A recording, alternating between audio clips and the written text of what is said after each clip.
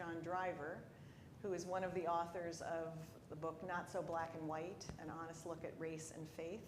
So he and his co-author are doing a community session on Saturday morning, and then he'll be here to preach on Sunday. And also on Saturday is the celebration of Jim Cheeve's life, and that's at 2 o'clock in the afternoon. And we had a lovely service for Tom Hale on Friday, and flowers are in his memory, as well as in memory of Don Noble, whose birthday is around this time.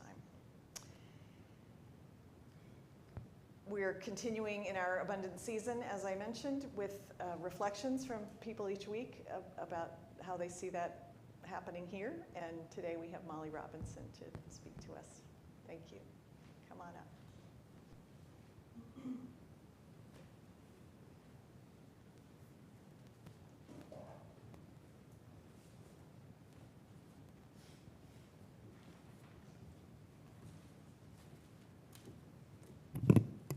Good morning. Can you hear me? All right, so in keeping with the theme of abundance, I want to share a short excerpt from Annie Dillard's aptly titled essay collection, The Abundance.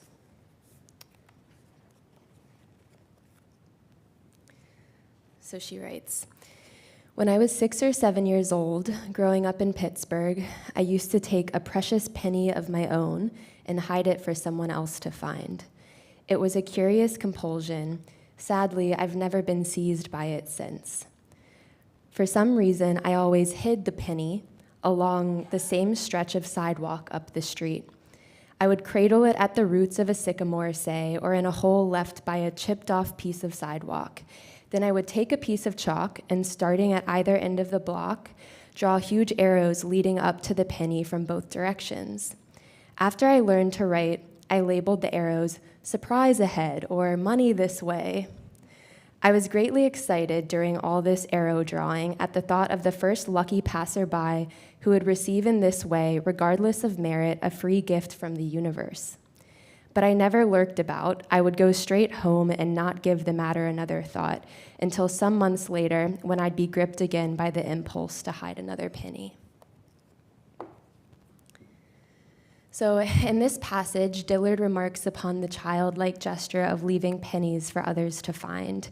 When I think about my experiences in community at St. Martin's, this passage resonates for two reasons.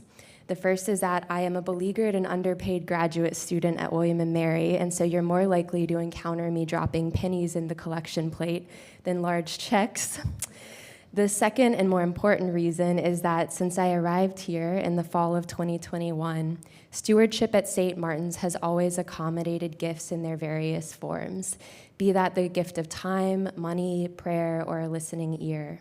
No gift is small or inconsequential, and I'm lucky to be in the company of friends who affirm that belief through their hospitality and warmth. Gifts flow freely here at St. Martin's, and they often come in surprising forms. One example that comes to mind is an email correspondence that I had with Lisa following a service around the 4th of July in 2022. I'm a little embarrassed to say that after the service, I sent an email to Lisa betraying my alarm upon discovering that there are national hymns in the back of our hymnals. My tone might have even been a bit accusatory. Isn't this dangerous? I wondered, to bring the nation into worship. I had some thoughts about America the Beautiful that I was all too eager to share.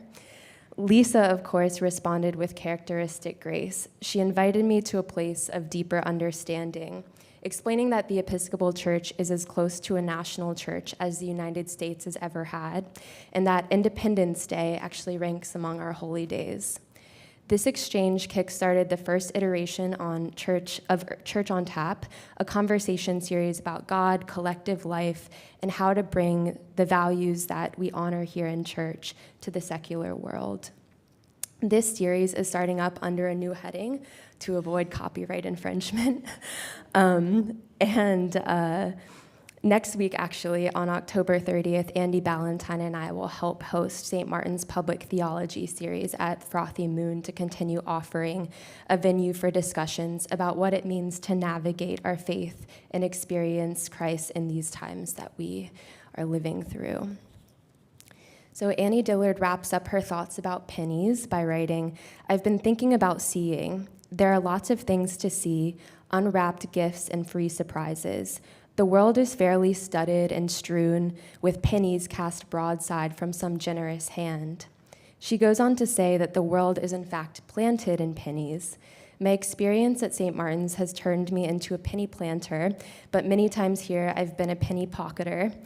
I don't think that we should worry too much about the nitty-gritty calculus of what we are giving or receiving, so long as we keep our hands open so that the gifts can pass through and change hands when it's time. Thank you.